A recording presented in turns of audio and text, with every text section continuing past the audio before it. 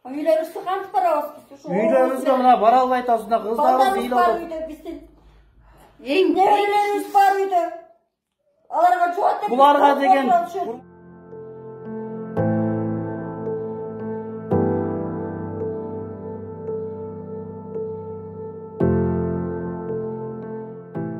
Урматтуу президент, урматтуу министр, урматтуу саламаттуу сактоо министри, биз Токтогул аймактык ооруканасынын жалпы дарыгерлери, 2 врач, 4 медсестра жана санитаркалар болуп 26-сында COVID-19 оорусун кабыл алып иштедик. Ошондой эле алар алып келип бизге биздин больницанын реанимациясына алып келип жаткызып коюшту. Эч кандай шарттар каралган эмес, эч кандай условия түзүлгөн эмес. Бир жерде жаттык. Анан кийин мына ошентип 6 кишиден коронавирус бизден өзүбүздөн жууп калыпты.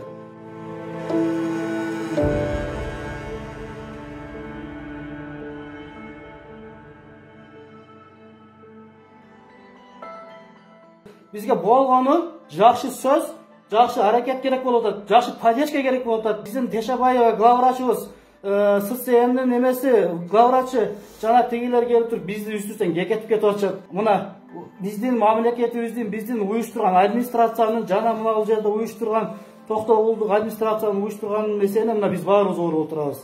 Эми кайра келип туруп бизди күнөөнү бизге коюп атышат. Силер өзүңөрдү шала кылыңар жукту деп.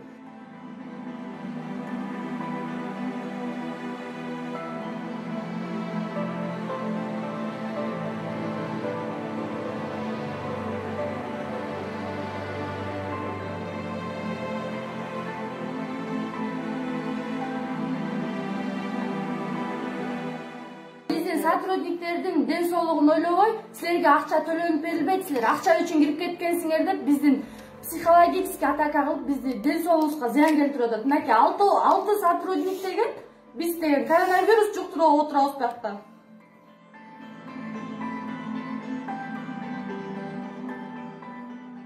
Урматтуу президент, урматтуу министр, акимине биздин мына Токтогул аймактык ооруканасынын башкы дарыгери, ССМдин башкы дарыгери, санэпидстанциянын башкы дарыгеринде служебный расследование жүргүзүшүңөрүздү биз талап кылабыз. Жана ошолордун үстүнөн мыйзамдуу гана чара көрүшүңөр керек. Биз 30 менен иштеп беребиз, Кудай буйруса. Эсен аман чыксак, биз дайыма иштеп келгенбиз, дайыма иштей беребиз.